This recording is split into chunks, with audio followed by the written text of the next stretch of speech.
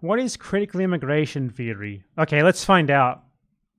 What is critical immigration theory? I'm going to tell you what the next big thing is going to be. I'm going to tell you because I want you to be prepared for it.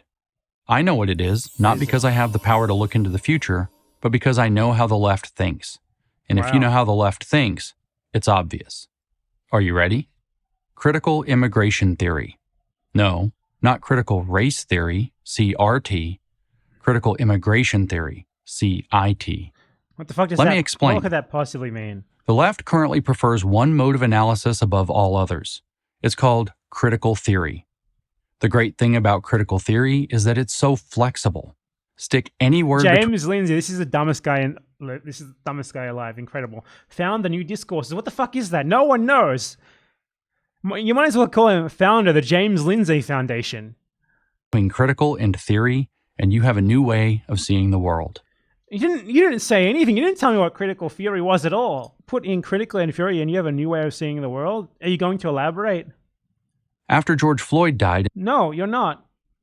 Dude, you have not done anything to help me understand what critical theory is. You just said a bunch of bullshit gibberish. In May 2020, the left unleashed He just died? Critical race theory upon America. Wow, that's such a funny fucking line. It sounds like Trotsky invented racism in 1922. Communist mass murderer Leon Trotsky invented racism to render debate impossible. That's the same sort of line.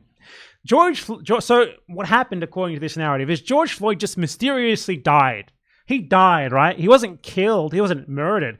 Even though, literally, the guy who killed him is in jail for murder as we speak. No, he died, and then they unleashed critical race theory, which we don't know what it is because he hasn't told us.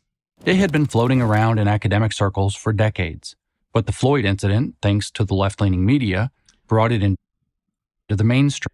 How did this bring it into the mainstream? A black man was murdered by a cop kneeling on his neck. Are you against cops murdering people by kneeling on their neck, James Lindsay? The left-leaning media brought it into the mainstream by reporting on a very clear-cut case of police murder. The idea behind critical race theory was that virtually every aspect of American life is now, and always has been, determined by systemic racism. Determined? No, linked to. Very much so. How not? You're a country built by fucking slaves that massacred Indians to even have your country in the first place. How is it not determined and built by systemic racism? How not? Tell us.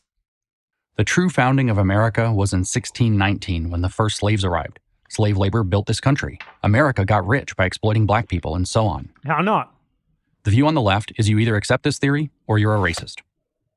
Critical colonial theory sees the world as a product of colonial exploitation. Europeans got rich by taking advantage of weaker countries in Africa, Asia, and South America. You either accept this theory or, again, you're a racist. So he's not actually going to argue against what the things that he's saying here. He's just going to say, but they call you a racist if you don't accept this. That's his argument? Racist. He's going to argue against Critical them, feminist theory sees the world as the product. He's just going to say, this is what they believe, and they're so stupid for saying that I'm bad if I don't believe in it, but I'm not going to explain to you why they're wrong. Of the exploitation of women. You either accept this theory or you're a sexist. Getting the hang of it? Critical theory applied to mass illegal immigration will follow the same formula. It will start from a human rights perspective, having compassion for the poor and oppressed people of the world. But that's not what it's really about. It's really about targeting national citizenship and national sovereignty using mass illegal immigration as a wedge. How? We're already hearing some of the language. The New York Times, Washington Post, LA Times, NPR, ABC, CBS, NBC have over the last few years migrated from illegal aliens to illegal immigrants to undocumented migrants to just migrants. They won't stop there. Okay, and? So what? Undocumented Americans comes next. And after that... Undocumented Americans? As with migrants, no adjective at all. Who cares? So you're just offended by the terminology that is used to describe a group of people, that's all? In other words, people who enter the United States... Isn't this just you being triggered? Isn't this just you, like, being a soft little snowflake? In other words, people who enter the United States illegally are just as American as any American citizen. By this way of thinking, national citizenship is merely a social construct. Everything is a social construct to the left that keeps migrants from accessing what is rightfully theirs, all the rights and privileges of an American citizen. Why is it rightfully theirs? First, because you, as an American, wouldn't have all this wealth if you hadn't exploited these poor people for the last 100 years. So you owe them. Second, Is that wrong? Where are most of these people coming from? Countries to the immediate south of the USA. I want to ask you a question. Very simple question. Which country did the US take the immediate south from? I'll give you 10 seconds. Okay, that was 5 seconds, but do you have the answer? Was it Mexico? Interesting, right? It's interesting how he cannot actually argue against the things that he's saying. He cannot disprove them. All he can do is like state what they believe verbatim and sort of imply that it's wrong without actually telling you why. It's heartless to turn away people from other countries who are fleeing poverty, drug lords, and corrupt governments. After all, America is largely responsible for these countries being in such bad shape. They'd be doing just fine if we hadn't screwed them up. Traditional laws of national citizenship and traditional beliefs in national borders do not recognize these obvious truths. Actually, traditional laws of national citizenship in the US is citizenship by birth. So it seems that it does recognize this obvious truth. They are therefore regressive and unjust. And also, the US's southern border, for basically, until very, very recently, was practically open, completely open. There was really nothing there stopping people from just crossing whenever they wanted for an incredibly long time. The furor over migration is relatively very recent. So talking about like tradition here is incredibly stupid. Like, there are people in the USA who are against migration right now, whose like great-great-grandpa just sort of walked over the border from Canada in like 1890 and just decided that he lived in America now, and that was it. They never ran into a cop, they never cracked across a border checkpoint. And now they're talking about tradition? No, you're fucking crazy. Shut up. Must be done away with. Do you think I'm exaggerating? It's already happening. Washington, D.C., the nation's capital, allows non-citizens, including illegals, to vote in municipal elections. In New York City, the government is... So what? In every country, anyone who is a resident, who has like a registered address in the electorate can vote in local elections. You don't have to be a citizen. That's normal. I don't know a single country where that's not the case. Where can you not vote in council elections if you're a resident and not a citizen? Why shouldn't you be able to? You live there. Like, American conservatism is just saying the most basic, normal thing in the world and like expecting you to also believe that it's bad just because they think it's bad and they can't explain it. They don't actually have to explain themselves. Spending millions of dollars on prepaid debit cards for asylum seekers. According to the New York Post, a family of 4 migrants with 2 children under age 17 could get $15,000. By the way, simple fact here. The USA is a treaty to the Refugee Convention. They are obliged to do these things for refugees, as is every single other country that signed the Refugee Convention. This is international law.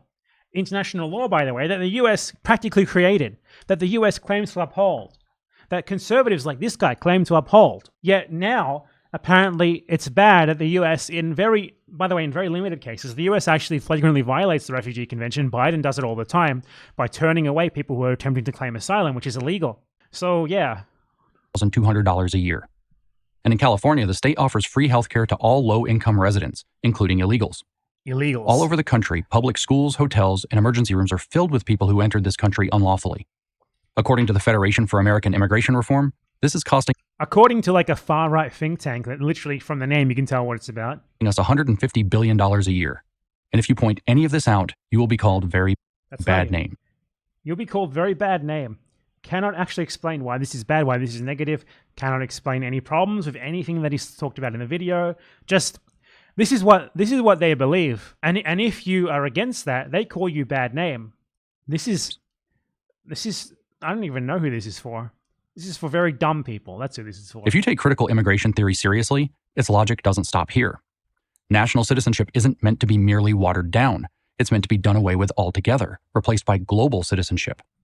Migration from anywhere to anywhere is a human right. This will be a world where borders are just meaningless lines on a map.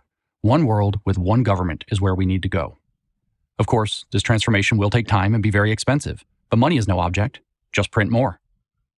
That's the future critical. So basically, it's like he's like, this is what they believe, and this is what they want. Citation none.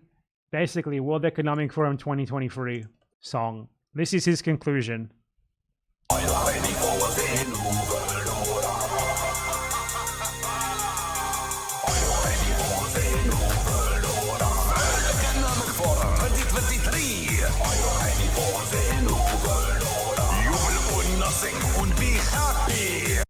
That's basically his conclusion summarized. Immigration theory wants to take us to. Are you looking forward to this brave new world? If your answer is no, I have a suggestion. Start defending the nation that has created more opportunities for more people than any nation in human history.